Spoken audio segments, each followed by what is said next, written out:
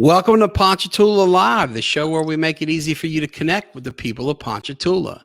I'm your host, Parker Layrisson, and I've got a fantastic guest today. This is a local community leader, a city leader. She's one of the most popular and productive people in town. She's a product of our local schools who's excelled academically, professionally. She's well-liked. And guess what? She's a newlywed. So with no further ado, we have Faith Allen Peterson. Faith, welcome to the show. Hi, welcome. I'm excited. I'm really excited to have you here. Thank you for being with us. And why don't we start out with you just telling the folks who are watching or listening a little bit about yourself? Yeah, well, like you said, I am a local girl. I was born and raised here. I went to school at St. Joseph, just right down the road. Go Crusaders. I got a little boy starting there in kindergarten here in a few weeks. Exciting. That's exciting. Yeah, I got a great experience. I was raised in the Catholic faith. My family was very big at St. Joseph, both sides of my family. And so I went there kinder to 8th grade, and it was a great experience. I really started to love my community there. And from there, I went to Ponchatoula High. So we were talking a little bit before we got on. I had an incredible high school experience. I loved Ponchatoula. I made great friends. And great grades, as I hear. Yes, I did. I was really into school, and right before we got on here, I was saying, Ponchatoula High is so great because of their college credit program they have. So I was almost a sophomore going into college. And so I had a great experience through there. I was involved in high school, but I'm also, fun fact, I don't even know if you know this, Parker, I'm a dancer. So Whoa, tell me about that. What kind of dance? That's exciting. Yeah, so I was a competitive dancer from 6-7 years old until I was 18.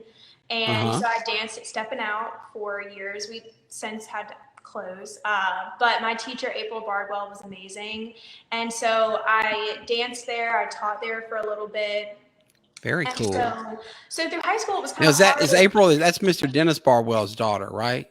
Yes. Yeah, great family. He's such a local leader through the Kiwanis Club and his business and all. Yeah, great people. Yes.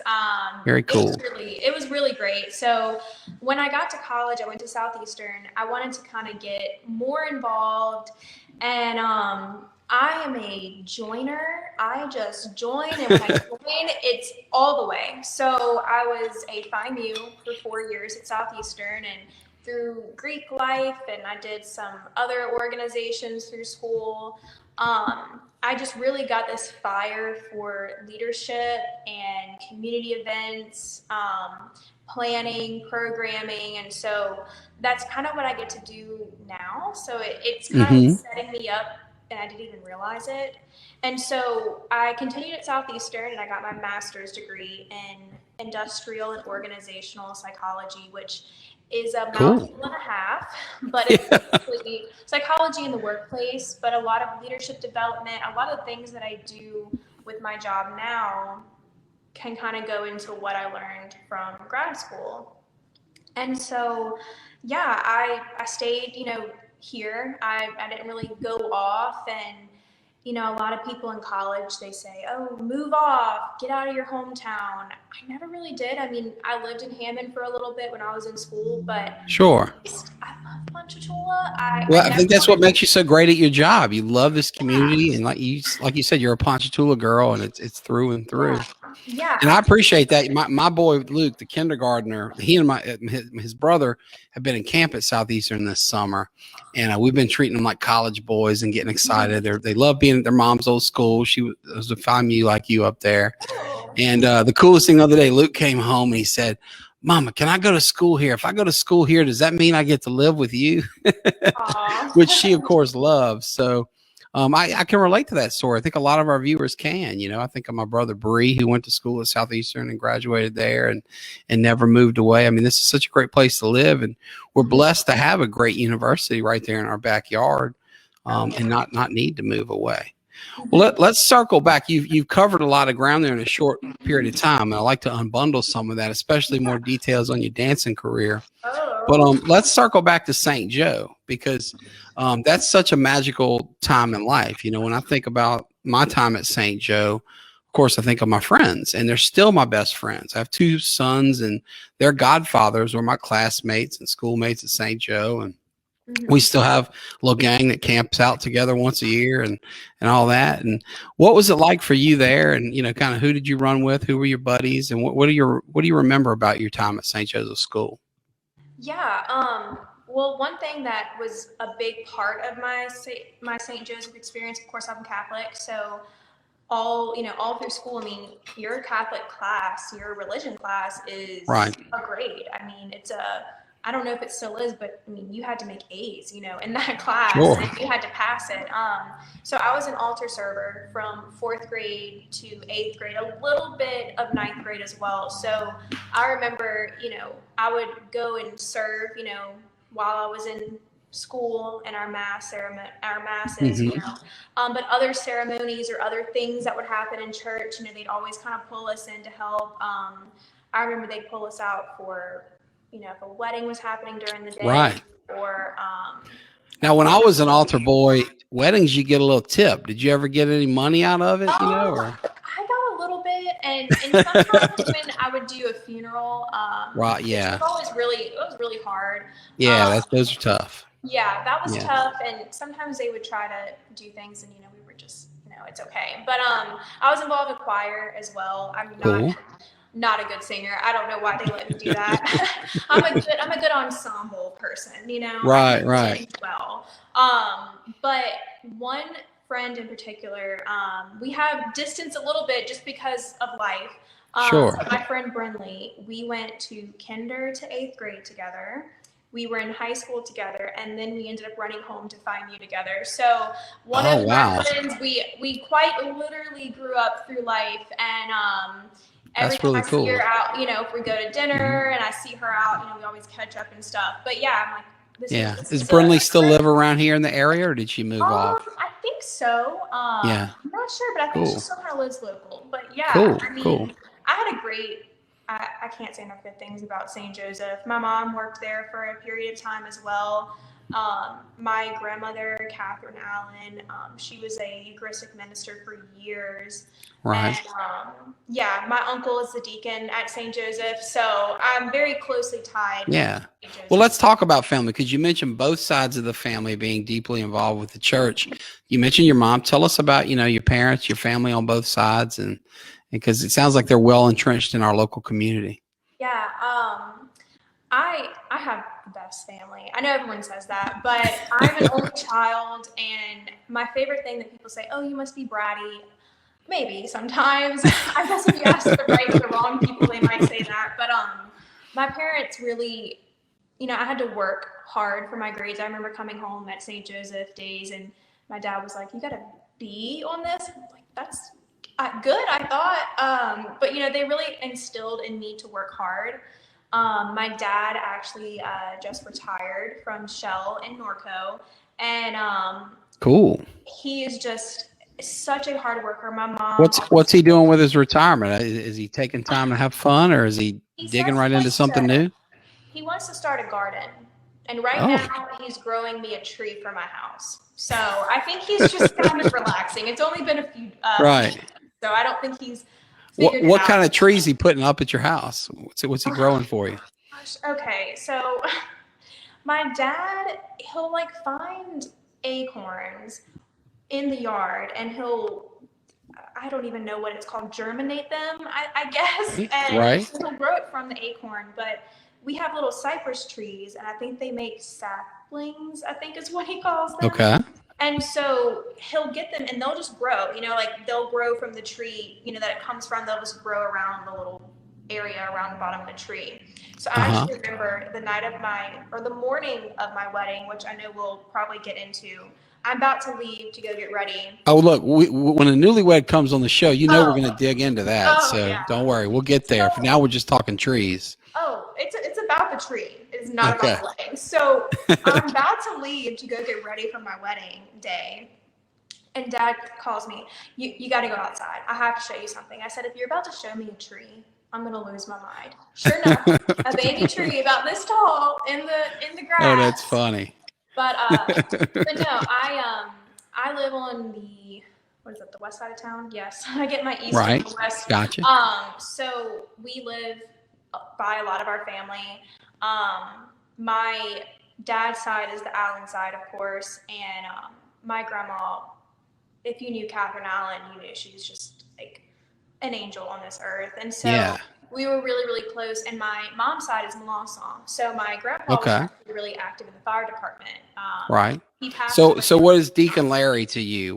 What's the connection? That's my uncle. So, uncle, okay. Yeah. So your cousin Michael and I went to school together at St. Joe. Oh, Great family. You know, He's Deacon Melanson. Deacon Larry is one of my heroes. He's a great man. Oh, he's great. Yeah, he's my mom's older brother. Okay. And so, you know, my mom's mom has since passed away too, but she was really active in the church. I mean, up until when she had to go into an assisted living facility, she was always in the front row in the like kind of side section at the new church, and that was her spot. That was where LMA sat, and you didn't sit where LMA sat, you know, but right. Both, you know, having that connection with like family and these wonderful people, like my grandmothers, you know, they were just really respected and loved people. And so that kind of is what I try to strive to be too. I love your story about not sitting where they sat, because it reminds me. So both of my grandmothers were daily mass, you know, attendants. So my grandmother Inez and her sister Myra, Aunt Myra lived to 105. So they were staples of the community here for a century. But you're right. They had their turf, and these sweet little old ladies had their seat, and, you know, pity the fool who tried to go mess with it. So it's funny. Yeah. Oh yeah. But yeah, so my family, we're, you know, we've had loss, you know, I don't have any living grandparents anymore, but we still try to get together and celebrate family as best we can. But of course things change. So, but yeah, my parents they're the best. They're fun. Very cool. What was it like growing up in that house? I mean, you mentioned you're an only child. Tell us a little bit about that dynamic, because you have this great family. But unlike, you know, me with 3 brothers beating up on me all the time, or even my 2 little boys who scrap every day, you know, you're doing your own thing as an only child. So what was it like in the Allen house growing up for you? I really wanted siblings, actually. I liked being an only child. Of course, it had its benefits. You know, my parents didn't maybe have to split resources for things. Sure. I know, you know, dance can get pricey. So, very much so, right. I was very blessed in that way, that, you know, my parents could afford, you know, things for my life. But it was, sometimes I was a little lonely. You know, I wish maybe growing up I had a friend, but to grow up along with me. But I was always doing things. And my mom, up until a point, probably around Hurricane Katrina, is when she started working at St. Joseph to kind of help out with the influx of students. But up until then, she was a stay-at-home mom. So we would we call it running the roads. We would run the roads and, you know, do things. And then I got into school. And so I'm really close with my parents, very close with them. It was hard moving out and all those things. So we're very close. I bet. Yeah, but, tell us about that. Did you like run home the first night, or, you know, did you make it through on your own? What was it like transitioning out of the household, being that close? Well, my new house is like 5 minutes from where I grew up. So you didn't go far. 10 minutes. We're off of Highway 22, so it's not far. I can relate. I grew up on North 7th Street, and I live on South 8th, and I act like I moved away big. So we don't go far. I relate. I think I took it harder than my parents. I don't know. Like, I remember, you know, I was kind of moving things out slowly. I was trying to do a slow transition. And then finally, like, as I moved, like, the bulk of my clothes, and then, like, it was the final night there, it's just so corny. I, like, told my parents good night every night. And so I told them good night, and I'm like, this is the last time I'm going to do this here, you know? And so. Wait, you didn't catch your dad, like, in your room with a tape measure and a Peloton box or something? Like, he wasn't pushing you out the door, right? No.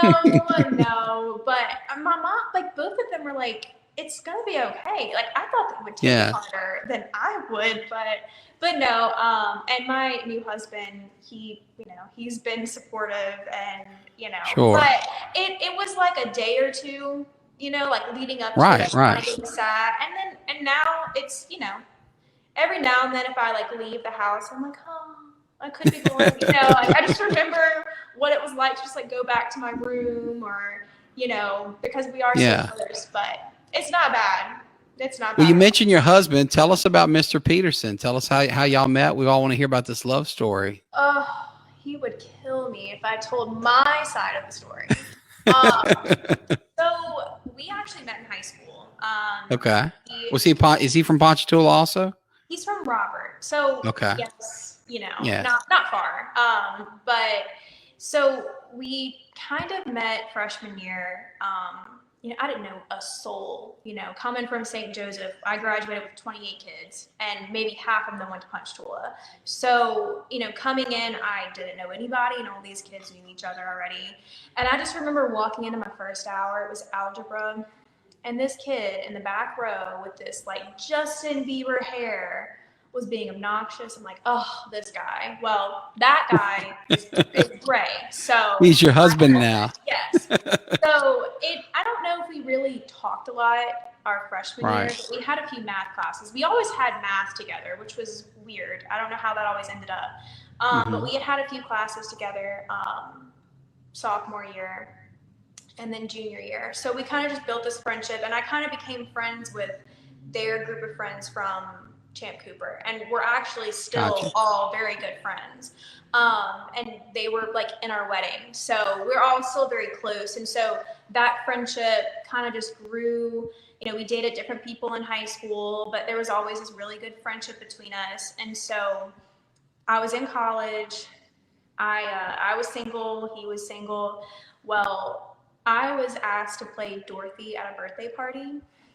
And at the time, this is also really embarrassing, I had never drove by myself to Baton Rouge. I didn't get my license till I was like 17. And so I had only driven, just around here. I didn't need to go to other places. And so I was going to a place I didn't know. I was going to someone's house that I didn't really know. And so my mom said, can you get a friend to ride with you? Well, I'd asked around. And so I kind of just was like, hey, Ray, do you want to ride with me? And so he came, and looking back, that was such a weird thing for him to do, I guess. Or let me ask you this. And if we had him on the show, would he say that you asked him out for the first time here?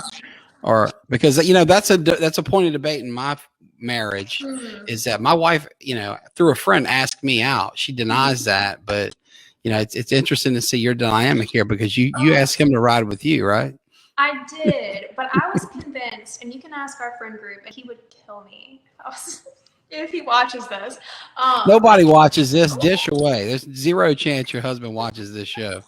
Well, I think that he liked me in high school, and he'll deny it, but our friend group said that he did, and he'll deny it, but I think he was sweet on me, and so I think he's the first one that fell, but whatever. So Bray, if you want to come on the show and give the other side of the story, you're welcome, man. Hit me up. We'll get you on here one Thursday, and you can settle this. But that's interesting. It's always funny to see the origin stories and how they differ from the perspectives. So that's funny. Yeah, and he came with me to this party, and so I asked him, hey, you want to stay for dinner? My dad grilled, and it kind of just evolved from there. And now you're married to a Champ Cooper boy, right? Yes. From Roberts. So speaking of Champ Cooper, Matt Abair has jumped on here to chime in and say Champ Cooper was a great show. Matt, thank you for watching. You're right. Champ Cooper was and is a great school. Shout out. We had Coach Billy Gildner's wife on here last week. Champ Cooper. Some of my best memories were heading out there to play ball as a kid at St. Joe and battle them in basketball, and then later coaching ball. So Champ Cooper is an important part of our local community. It's It's Bray's a basketball player too, so y'all get along. Oh, well, I'm not much of a player anymore, but really never was. But I enjoyed it. I enjoyed, being the fifth man or the sixth man off the bench. So we're talking here with Faith Allen Peterson. She's telling us, her love story, childhood. We talked about, St. Joe extensively and into high school.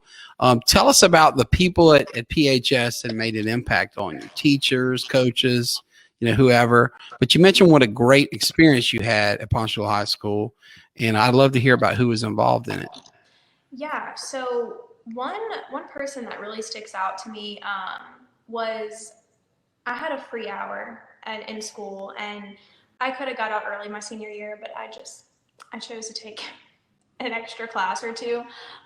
So I had a free hour around lunch, and I worked with Miss Monaster. Us seniors could do like a work study, I guess. And so she worked a lot with the new freshman academy that they started. I don't know if they still do freshman academy, but they had like a separate wing for freshmen. They would work with them. They had tutoring after or during lunch. And so I worked with her, and it was just a short period of time. I only worked with her for a year. I'd only known her for a year, and just the greatest that I experienced. One of the greatest. I had great teachers, but it's that friendship now that I'll sometimes see her touring, because I worked at Southeastern when I was there. So I would see her giving tours. I'm like, this monster. Just like, wow. And I remember too. What did you do at Southeastern? You mentioned working there. I'm sorry to cut you off. But. Oh, no, you're good. Yeah, so my sophomore year, I started working at the archives in the Southeast Louisiana Studies Archives. I used to remember the whole line. Now I mess up the words. But for Dr. Sam Hyde, the renowned local historian. If you want to hear about Bloody Tangipahoa and all the pistols and politics. I heard about that. What a great teacher. He's a dynamic speaker. Every time he comes to Rotary or does anything here on the local circuit, I always look forward to it. He's a wonderful presenter. Oh, he's really great to work for. I did work for him, but I worked there for 3 years as an undergrad and then 2 as a grad student, because when you work at school and you're a grad student, they pay for your school. So didn't know that. Wow. Oh yeah, it was really great. But he was really great to work for. I learned a lot about a lot of things that I still apply now. Like I would have never thought. I just applied to work in the library. I just was gonna check out books or watch people study, and then I ended up getting pulled for this position, and I had no idea the amount of things that I would learn. And I mean, one of the things that he does is he's on the board for a Gulf South historical conference, and so pretty much the whole 5 years I was there, I helped him with that. And then my final year, they actually had the conference come to Baton Rouge. And so after working with them for years and helping out and taking on a lead role in a lot of things, I actually got to go to the conference and meet the people that I've been emailing with for 5 years. So it was really, really very cool. Awesome, rewarding. So was your office, is that set up in the Morrison room on the 3rd floor of the library? Yeah. That place is so cool. I mentioned earlier my boys being in camp up there this week. So Brandy and I took them by the library and we brought them up there, and they were so intrigued because there was a stuffed bear at the door. So we were telling them how quiet they had to be and told them about all the books. They didn't care about all the books on the shelves, but when they saw a stuffed bear, they thought that was cool. Oh, they would have died. So a couple years ago, it was an anniversary for World War I. I will preface, I am not a history buff. I had to study and research, but as his student workers and then as a research assistant at grad school, we would have to curate historical exhibits. And one of them we did was strawberry history, which was really awesome. Cool. But the year for the World War I exhibit, we had a life-size trench that one of our employees, he was an older gentleman, actually built it. And me and my coworker had to get mud and sling it on the sides of the trench to make it look like I was covered in mud. I was covered in mud to go to class after, but it was really awesome. And we had authentic, real like guns and different weapons and different things from World War I, these artifacts that were authentic. I mean, from that had family in World War I. It was really interesting. And I'm sitting here, I'm like putting these things and these historical like little book sack bags and canteens and all these things, notes from these people to their loved ones in these cases. It was surreal. It was very cool. But the trench, they would have loved it because you could walk. Oh no, my kids would go bonkers for that. I mean, they love that kind of stuff. Yeah, we covered it to make it dark in there. We had sound effects. I'd have to go put on. Oh, that's cool. A soundtrack. Oh yeah, very cool. Interesting place. Well, they could have brought the screaming. I mean, they were as loud as somebody who was gut shot in that library. We had to grab them and get them out of there. They started acting up. It was wild. Well, it sounds like you really enjoyed your time at PHS as well as your time at Southeastern. You mentioned Dr. Hyde. Were there any other people, during that chapter of your life that come to mind when you think about college and the great times you had, and whether friends, mentors, anyone? Yeah, one thing that I really, really enjoy, it's like I said, I was in FIMU for 4 years, and so I take on a few leadership roles in that. But one of the, I think, pivotal things that I did in college was I worked with the Division of Student Affairs as a leadership ambassador. And I went to a retreat. I was nominated to go to this leadership retreat, and I don't like overnight things. I didn't know what to expect. I didn't really know anyone that was going, and I went. I'm like, this is amazing. Like, it completely changed everything. And where was this retreat? Did you mention where it was? It was, so Division of Student Affairs, they do something called an emerging leader retreat. And we went to Camp Estroma. It's kind of like the Baton Rouge area. Right. And so, but the students put it on, and we had Dr.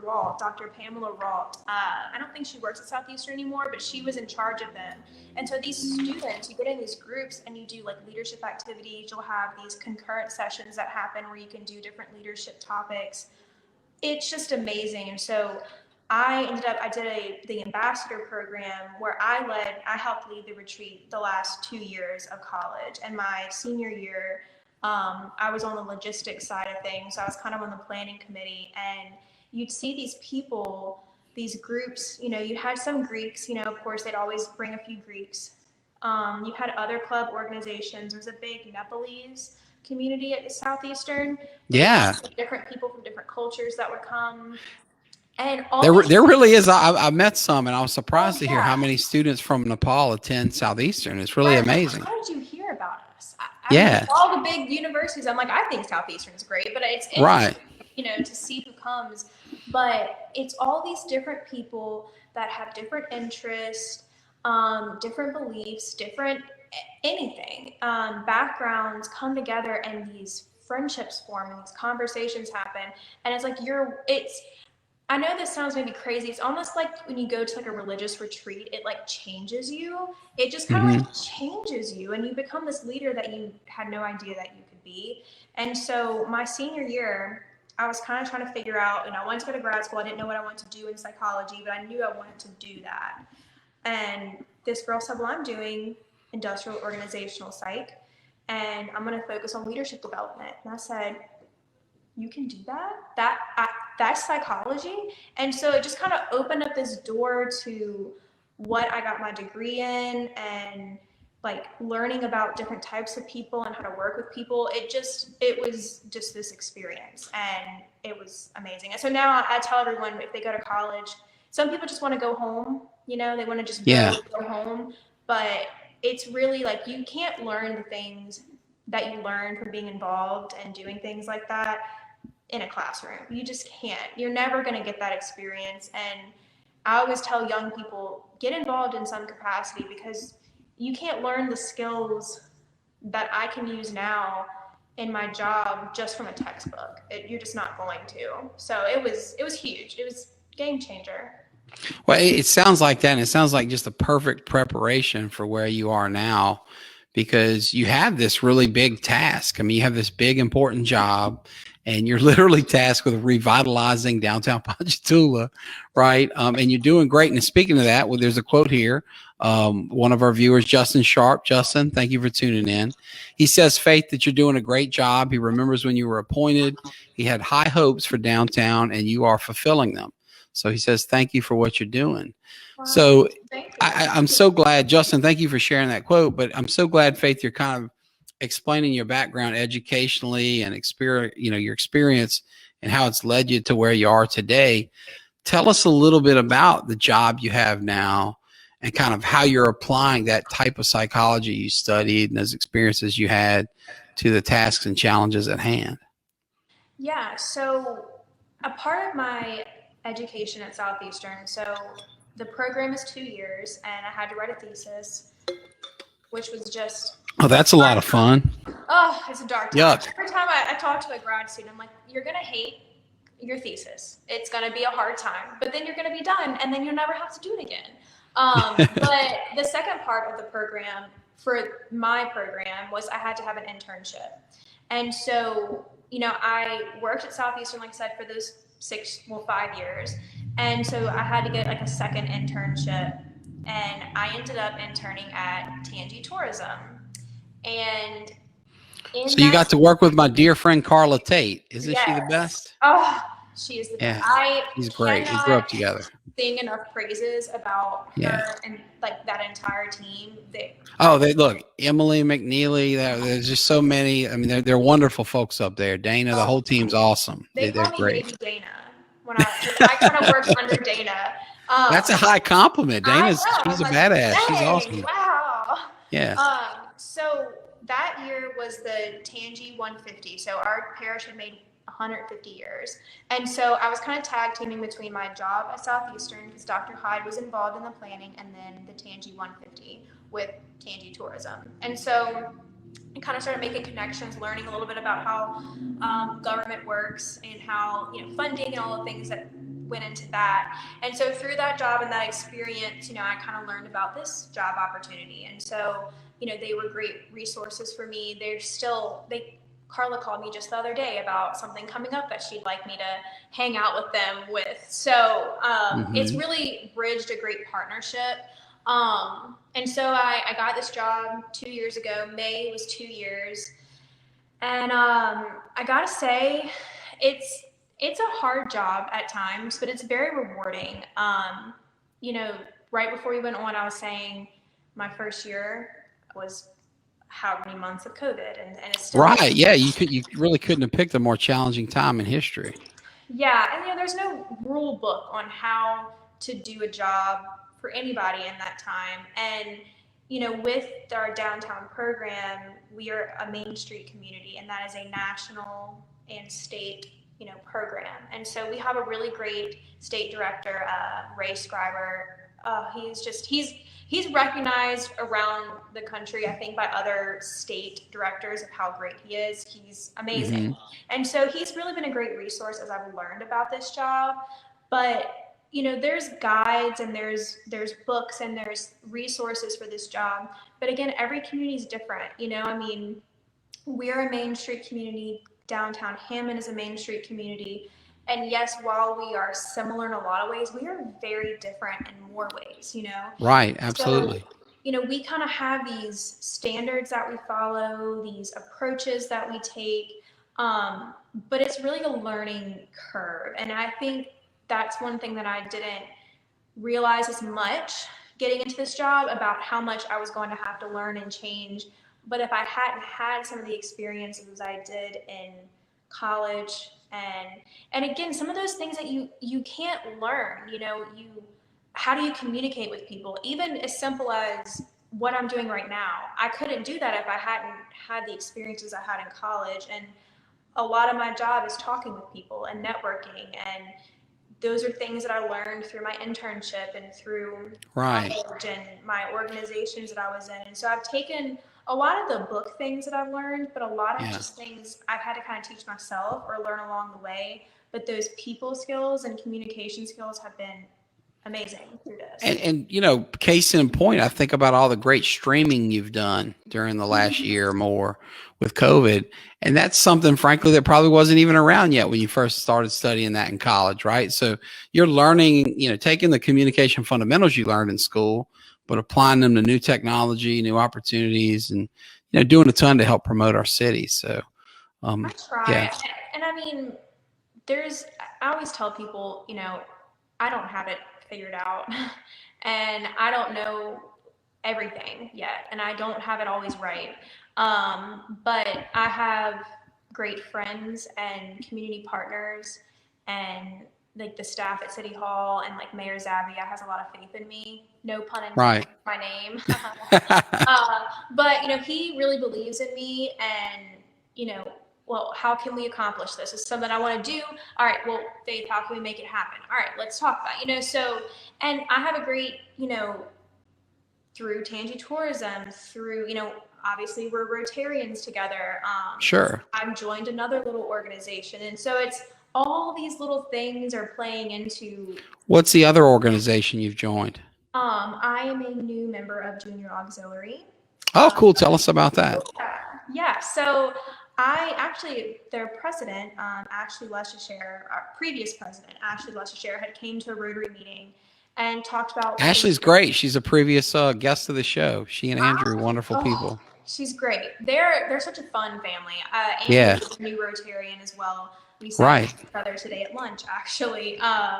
But yeah, so she came and talked about what they do. And Junior Auxiliary is an all-women's organization. So that kind of intrigued me a little bit because, you know, I was Greek and it was an all-women's organization. So I'm like, I love organizations and I love being involved, but there's something special about, you know, that all women. A little sisterhood going. Yeah, that's cool. Yeah. And so I'm new.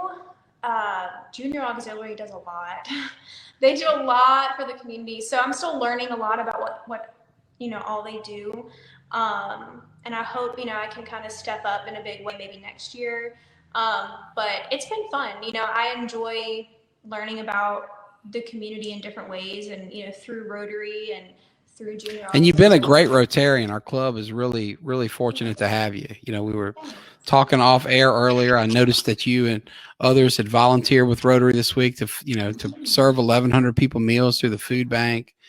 Seems like everything I show up for, which is not that much, frankly, but you're always there, you know, front of the line, doing the work, leading the charge. And we appreciate that. Thanks. I enjoy it. You know, my now husband, which is just still the craziest thing to say, you know, he's like, you're doing too much, or why don't you just take a break? And I enjoy this stuff, but it is all about the community and like those connections. And I'm like, you know I can count on people in Rotary. You know, if something was to ever happen, and same with Junior Auxiliary or anyone that I've met through, you know, anything, you know, through this job, and I know I can count on them and that they can count on me. And it's all about just making those connections. That's so important. Well, those are great organizations and you're doing wonderful things in the community. And your husband's, you know, right too. There's a season for everything in life. When my wife and I got married, I was serving on 6 nonprofit boards at the time, including Rotary. And, you know, I promised her I would scale back so we could have kids and do some other stuff. And I have. But I'm very glad that in the season of life when I had the time and energy to commit to that stuff that I did. So I can tell you, I think you'll always appreciate the work you're doing with those organizations now. We've got another comment up here I want to share. Justin Sharp, again, has commented that Jeff Petkavicius gets it done at the food bank. Absolutely. Jeff's a great man.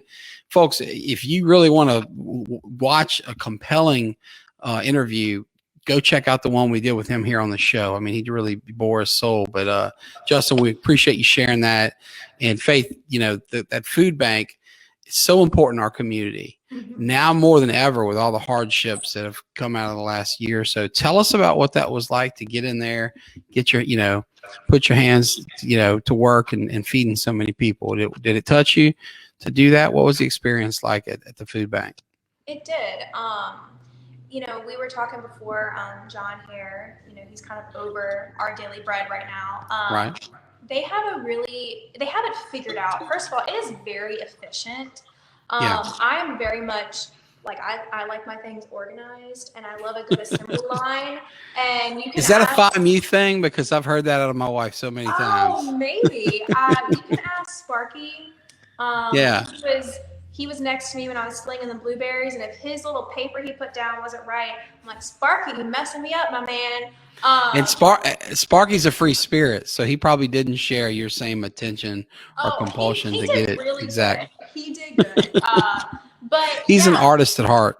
he's so fun. We almost put because we had to wear hairnets. We almost put one over that stash, but Oh wow! Stash covered, you know. But We got some great facts about his mustache when he gave an interview. You know, when he started it, he's, you know. I love it's so iconic. It's iconic. Oh, I know. But no, so they have a really great system there, and that's really impressive in itself. But you know, they opened up with a prayer, and I feel like a lot of people, everyone has moments of unwavering faith. I mean, especially in what's going on, you know, in the last couple of years in our lives, and it's hard sometimes to keep the faith. But you know, they opened up with prayer and they said, you know, you were doing God's work today, and it just like hits you. You're like, I'm just slinging blueberries into this thing with dirty rice, and I'm just throwing cans into a box, but it really is like, oh, wow, you know, like that's really powerful, and it's true. Yeah, it takes it just to a whole other level that you just didn't. You know, we showed up to do a service project for our club, and then it turned into something else. You know, and this was something too that we talked about right before we got on. You know, our involvement with Leadership Tangipahoa, and you know, as great organization. Yeah, you know, as we learned about our parish and the municipalities here, especially Ponchatoula, all the people here doing so much with just a little bit of help that they get, or a little bit of funding. And what starts off very generous community. Yeah. And often it's the poorest members of the community that are the most generous. Yeah. And it's like a small idea or a small fund or a small anything event, and it just grows and grows and grows. And it's the people. You know, we had a guy come to Rotary today to talk about his community outreach. And I said, what's your funding? You know, how do you accomplish your goals here? And he said, the people of our community. That's simply what it is. Well, and it's like the man that Justin just mentioned, Jeff Beck-Kavicius. He, you know, those guys with their barbecue outfit, they are doing God's work all over. When people on their worst day, when they're ravaged by hurricanes and all this. And they didn't wait to go collect a pile of money. It's kind of like half the time they'll drive on site there first and kind of figure it out on the fly, right?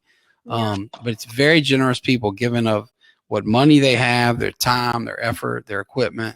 And that's just kind of the Ponchatoula way. It's one of the things that makes our community so special. I agree.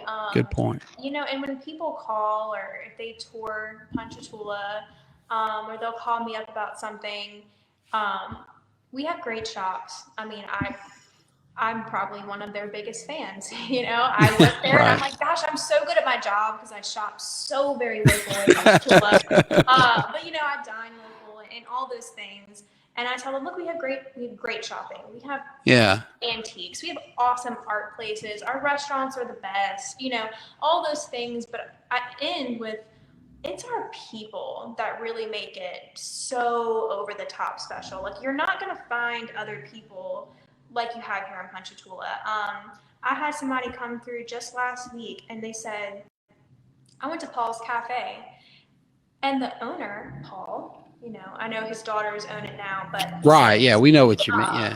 But Paul, the founder, Paul PV, and talked to me and asked me how my meal was. He said, I don't get that other places. He said, you know, where I'm from, my community knows me, but they didn't. Their owner wasn't there, or they didn't.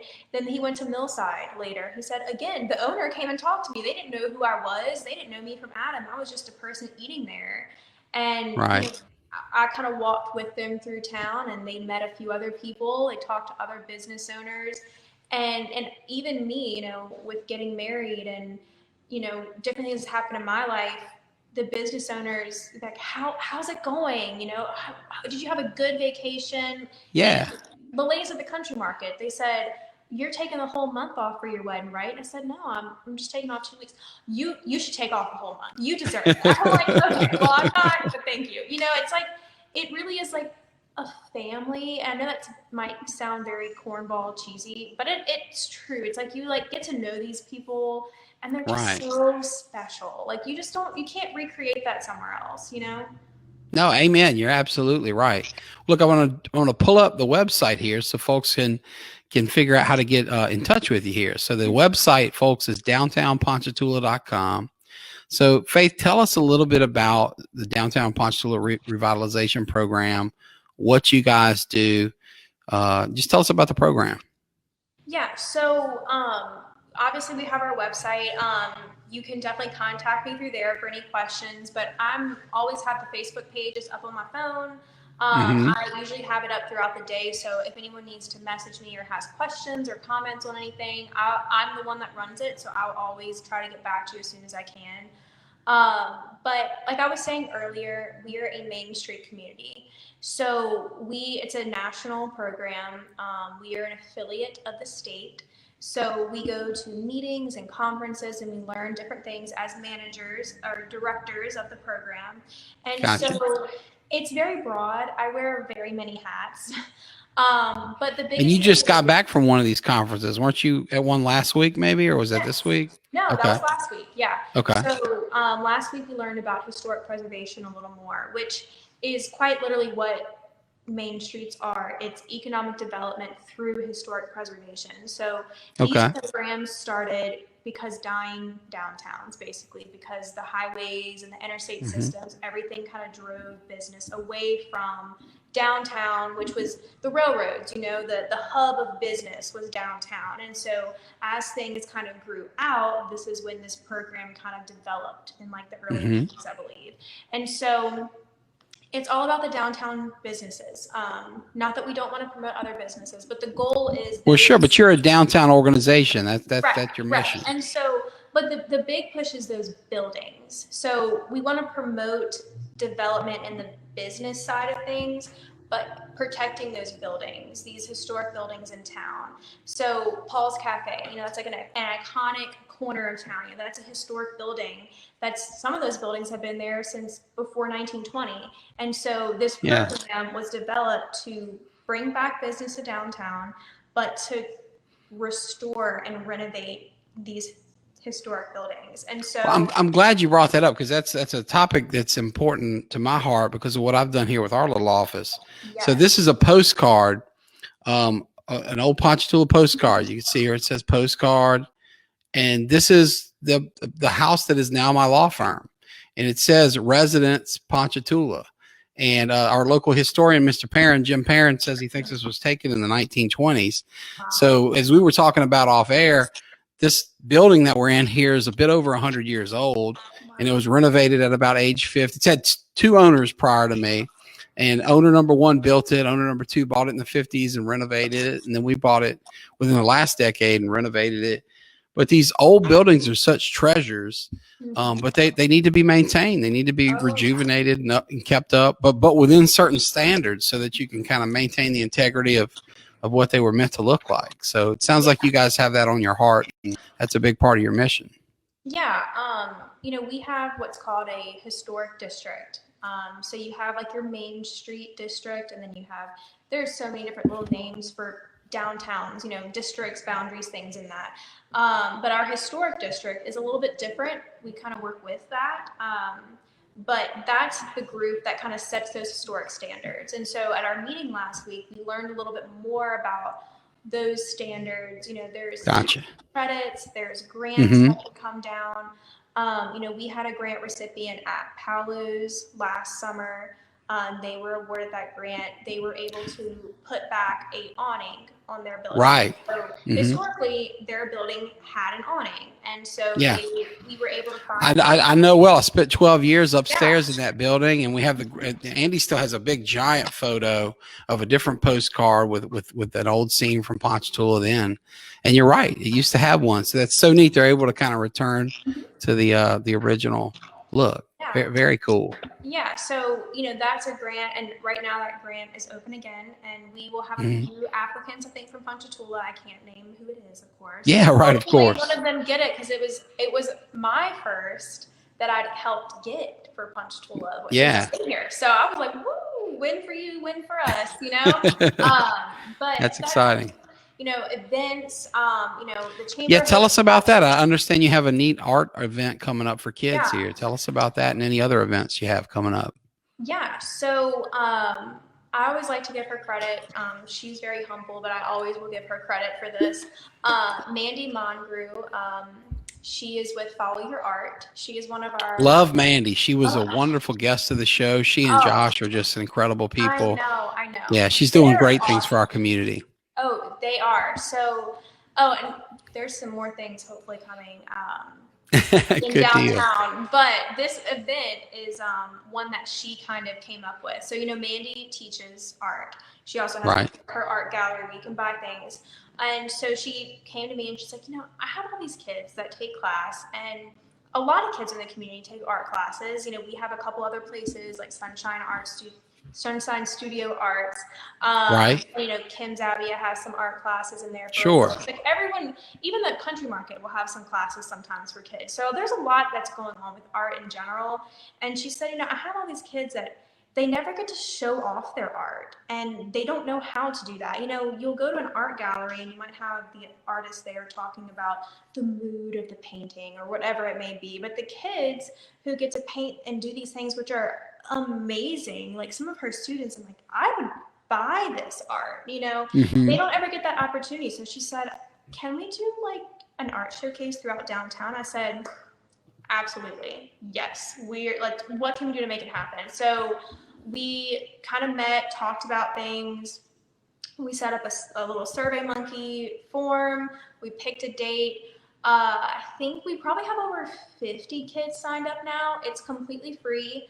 But the whole idea of the day, it's going to be August 7th from 10 to 4.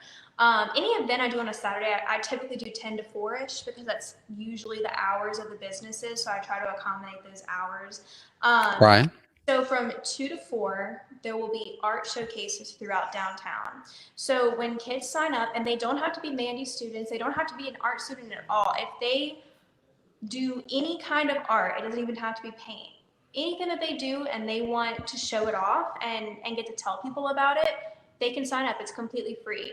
We just ask that they sign up on the form so we can place them, because once they sign up, oh, look at that. Great. So there's a link here. We're on your website still, downtownponchatoula.com/events. And this is the Art from the Heart Young Artists Art Walk. And I hope you can see this here. There is a link to the SurveyMonkey form that Faith is talking about. Yeah. So that's a really cool event. It's going to be so neat for the kids. Fun. We're going to then take, I think actually tomorrow, Mandy and I are going to sit down and start assigning the kids what business they get to go to. So they'll get to have a little setup, and we'll contact all the artists, and let them know. Sure. That. But throughout the day, we are encouraging the businesses to either have live music or some type of activity. I think some people might have little refreshments. So it's going to be like a whole day of things, whole day of art-like activities. And then everything will stop around 2. So that way the families can come out, anyone can walk around and kind of view what the kids have put out. So, the chamber hosts their Art and Wine Stroll, which is a great, great nighttime event. Yeah, wonderful event. So it's kind of similar to that in a way, where you stroll through the shops, but we want this to be, of course, it's a kid-friendly event, so there's no alcohol. But it's more about, we want the kids to talk about what they've done. So they're not just going to have it out. We want them to actually present what they do. So if you've been to an Art and Wine Stroll or a stroll walk, downtown walk, it's very similar to that. So come by, let the kids tell you about their art. They're excited. I mean, in the first hour of the registration link being open, we had 20 kids sign up. And so there's a lot of excitement, and it's really great because you can spend the whole day in downtown, which is what I strive to tell people. You can spend all day in downtown. You can start breakfast at one of the places on our corner cafe or Paul's. Then you can go shop. You can go get lunch somewhere. You can go shop some more. You can go do some more fun things, go to the museum.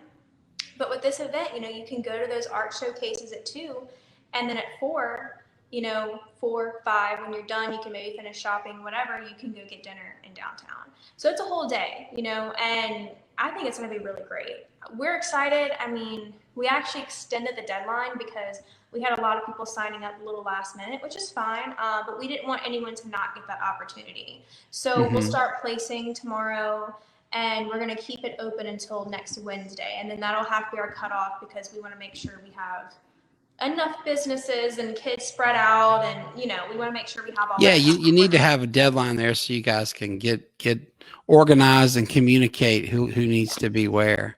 Yeah. That sounds great. Well, what about this other event you've got coming up, Taste of Tangi? Can you tell us about that? Yeah, so this is actually a parish-wide event. Saul Rubio, with all the La Correttas around here. Yeah, the founder of La Corretta. Oh, everyone is. Whew, I need to talk. And much more. Yes, of course. Yeah, he's involved with so many different businesses in the parish. Great guy. Oh yeah, he's awesome. So I think this was kind of his brainchild.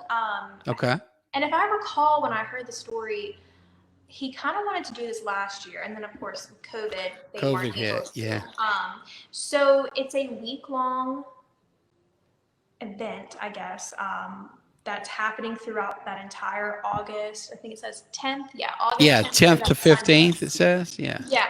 So the first couple of days will be workshops. So they'll have keynote speakers, and you can go on their website. It has all the information on there. But they'll have keynote speakers, and they'll have workshops and trainings that are great for restaurant, bar, and event center owners and employees. But they really want to tap into just the hospitality industry. Have trainings on how to handle customer service and, things that anyone can benefit from. Yeah, look at that. And you don't have to be a restaurant owner. It's, it could be anybody. And from my knowledge, all of those little classes and workshops are free. So there's really no excuse to not to come out and take advantage of some of this. This is cool. They've got a little map in Ponchatoula with stars of the restaurants that are participating or listed. So, and you can see the bulk of them are right here in your region of downtown. Yeah. So what our involvement with the city and downtown, and I believe our chamber as well, I think the chambers are getting involved, which is great. We want it to be everybody. We had a meeting for the restaurant, bar, and event center owners to kind of tell them what the event was about. But throughout the week, they're actually going to be doing specials and some activities and events. I believe there might be like a wine tasting at some of the places. They're going to do, maybe some specials, some combos for lunch. So all the restaurants and, anyone in the food, drink industry can be involved with it, and they can have their event or their deal, their special, whatever it is, promoted on the Taste of Tangi website. So it's going to be a week of educational workshops, speeches, trainings, but also events going on too. So I believe there's a white linen night. I think that's that Thursday of that week.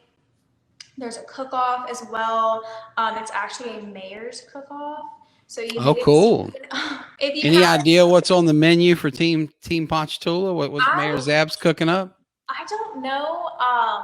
Mayor Zabia likes to cook breakfast every now and then, so I don't know if it's gonna be a breakfast dish. I'm not sure. But if you go on their Instagram, you'll actually see a video of Mayor Zabia getting in the fight mood. It's amazing. It's feisty. I like it. So go follow them. Give it a like. Give our mayor some love because he was a good sport about being on video. But they have a lot going on. There's, I think, a brunch in the park on Sunday. The Chillin' with the Chambers, the Tangipahoa Chambers event. So that's going to still be on that Saturday. So there's things happening all week. And it's all on their website. I think for the most part, the events are relatively free. Some of them may be ticketed, some of the nighttime events, but all that will be on there. So yeah, the first part of August, it's going to be popular. Yeah, sounds like we've got busy times ahead. Yes. Well, tell me this. We talked about, upcoming events. We talked about what you do and kind of the mission.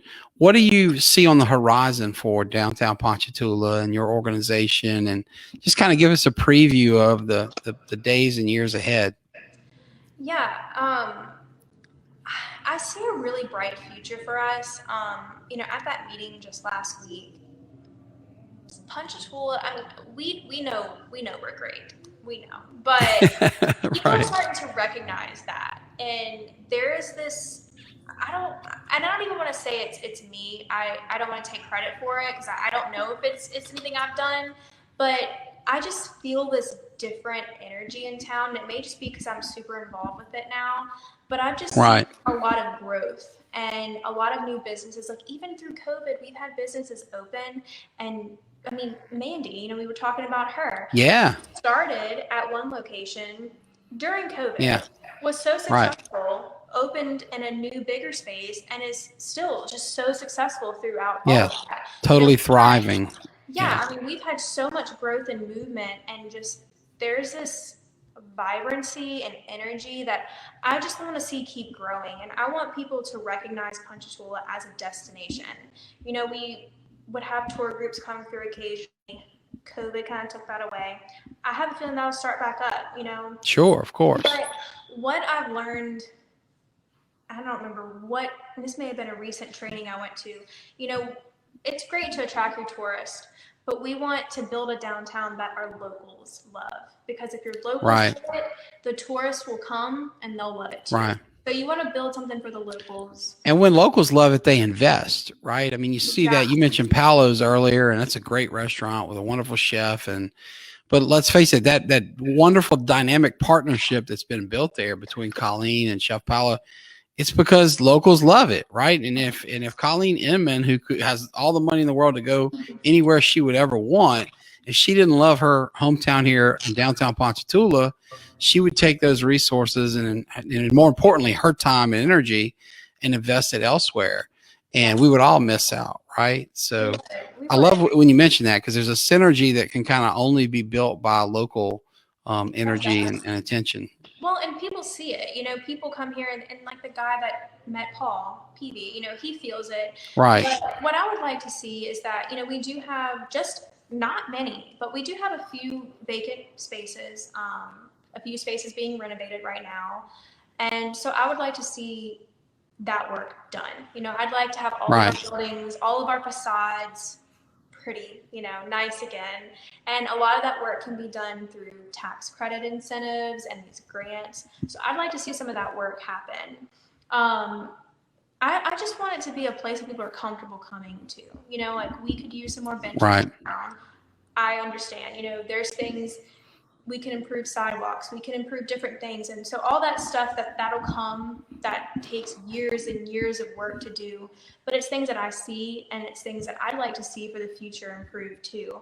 Because there's no reason that we can't keep growing and we can't keep building upon what we have, because we do have a strong city government. We have great tax collection with all of our businesses that have come here. And so all these opportunities can come when your city is flourishing. It can then trickle down to these programs and down to the improvements that can be made in town. So I think we're set up for success. We just need to get to that point, and I think we can do that. Absolutely. So what can we do as local residents, as business owners, whoever, what can we do to help you and your mission, to achieve what you've talked about here? Yeah. So one of the biggest things is give me feedback. Even if it's harsh criticism, as long as you're somewhat nice when you give it. Keep it constructive, people. Okay. Yeah. We all know nothing's perfect, right? But, be nice. Faith's nice to us, so let's be nice to her, even if we want to, whine about the way things are done. Oh yeah, and just ask questions. If there's something that's going on that maybe you don't understand, maybe just ask or just reach out. Right. Maybe go on to Facebook about it. Great point. Great point. Support us and support the businesses. I'll have surveys up occasionally. There's one up right now. I need to share it again. I've been sharing a lot, and I need to share that one again. We had a little community vision day a couple weekends ago. Of course, it was a rainy morning, but we had people come out and walk around and just kind of share their thoughts on what you think we could improve upon. And a lot of people Right. said benches or some better flowers in town or little things like that. So always give feedback. But one thing And speaking of feedback, what's the best way for us to contact you? Is it through yeah. Facebook, the phone? What's your So preference? you can Facebook me on the downtown page. Don't search my personal page. I like to keep, business and personal. So contact me on the Of business. course. No cyber stalking. Just go downtown Ponchatoula. Yeah, just go to that page. I'll answer it as soon as I can. You can email me. My email is just fallen@cityofponchatoula.com. I haven't put the new name. I may not. I don't know. You can call me. Anything really. You can take our surveys when we post them, or if you even see a picture of downtown and I post and you want to say, I think this would be great, comment. I'll always try to respond, and if I don't, comment again if you need to. Right. But our businesses still need support. COVID happened. It's still happening. It's not going away, and our businesses are still here. And so it's not enough to just say anymore, shop local, dine local. Like you Right. need to go patronize these businesses. They need it. There was a really big influx of shopping and dining local. Sure. And a lot of people actually reported that they did really well last year, despite everything that happened, because there was such a push for that. And so I think that's kind of tapered off a little bit. So keep shopping local as best you can. Maybe when you choose to go eat out, if you eat out a lot, maybe once that week go to a downtown restaurant, or maybe pick up a coffee on the way into work. Every little thing helps, and our businesses still need it. It's still fighting it, and if it's not a pandemic, it's a storm or it's something else.